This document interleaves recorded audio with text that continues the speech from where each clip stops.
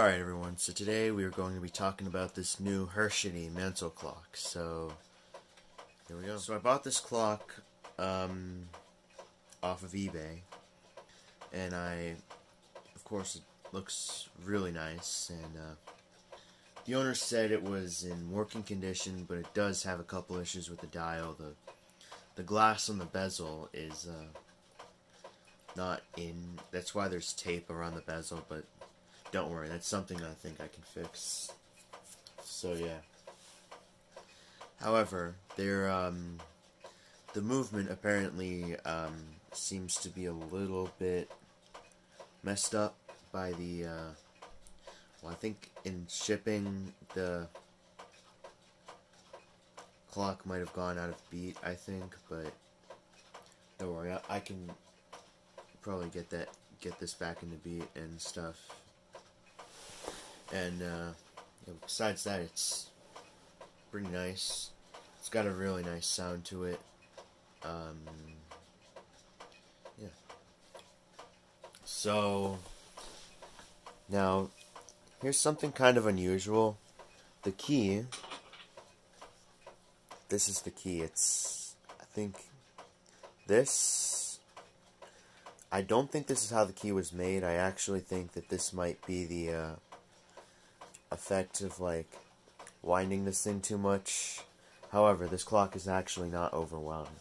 That's not what I meant by saying winding too much, but like winding it like to the point where you could see like on the key, you could see clearly where like the hands were putting stuff. I think right here, like where the previous owner would wind this, and yeah, of course. Yeah, it's kind of bent, but still, it's usable. Now, you might be wondering how this clock, like, I don't know, like, you might be wondering, like, well, of course, you're wondering how it sounds, but it does sound quite nice. I would say it's probably one of the new nicest sounding clocks in my collection. It's a Bim-Bam on 3 chime rods, and yeah, I can show you the back afterwards, and you'll get to see. So yeah. Anyways, I'm gonna demonstrate it, the chime, for you.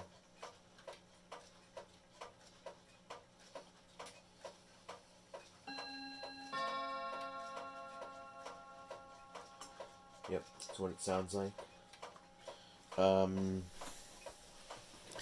Yeah, it's really, really interesting.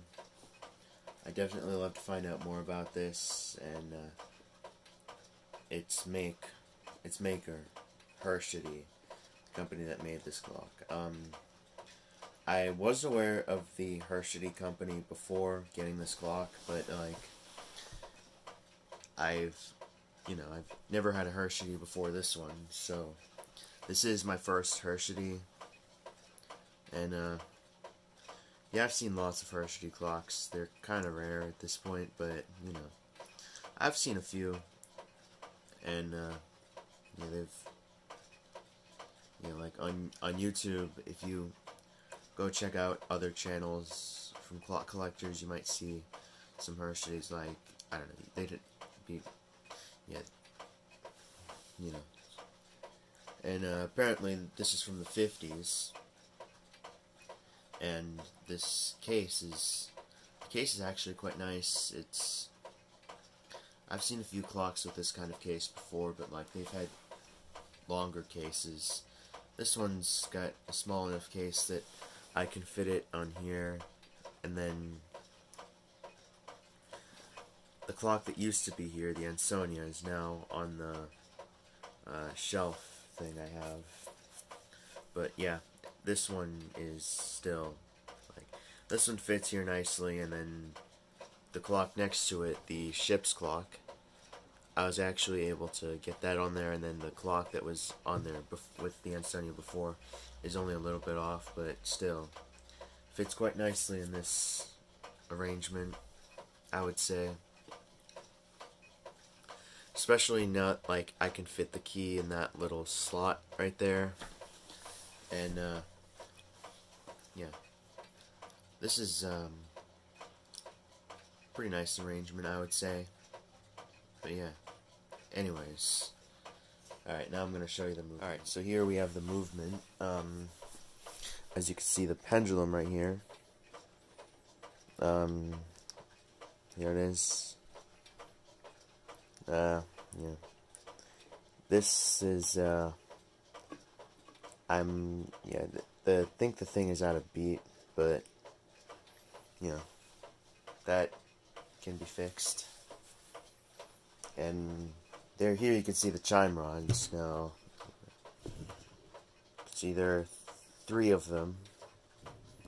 Now, you might be wondering why, but it's that, like, so, you know, like, when it chimes, it gets that, you know, that musical thing. Like, I don't know how to explain it. It's that when it chimes, like, on the second part, it's, on the second part of the Bim-Bam, it's, it gets some sort of chord thing.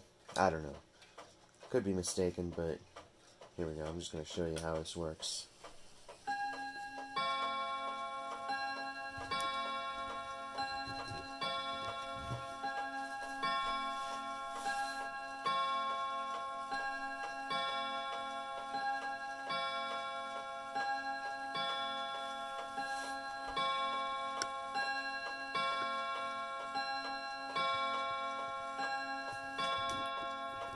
Alright, so that is what this clock sounds like. And, well, actually, I already demonstrated what it sounds like, but this is what it looks like in the back when it's chiming.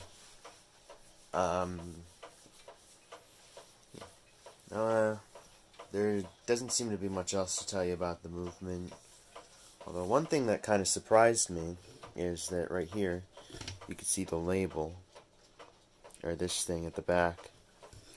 Still in readable condition. Like, I mean, I haven't received many antique or vintage clocks with these labels and stuff still intact, but I mean, this one looks like it's faded out throughout the years, but it's still in readable condition.